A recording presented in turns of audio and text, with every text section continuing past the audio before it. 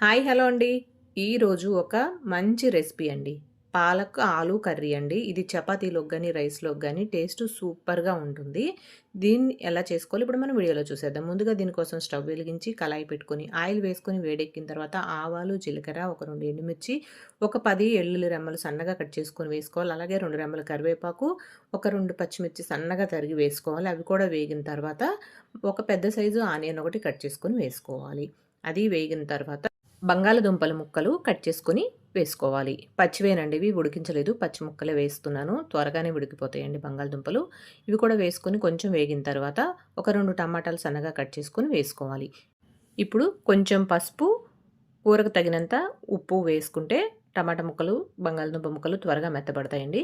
వేసుకొని ఒకసారి బాగా కలుపుకొని తగినంత కారం, కొంచెం జీలకర్ర పొడి, ధనియాల పొడి వేసుకుంటే సరిపోతుందండి. ఇంక ఇందులో మసాలా ఏమీ వేయక్కర్లేదు.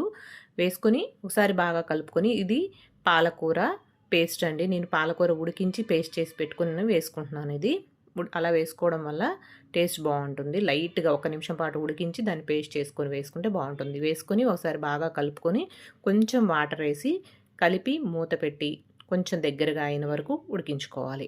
చూడండి ఇలా దగ్గరగా అయిన తర్వాత ఇందులో కొంచెం కొత్తిమీర వేసుకొని మరొకసారి కలుపుకుంటే ఎంతో టేస్టీగా ఉండే ఆలు పాలక్ కూర రెడీ అండి.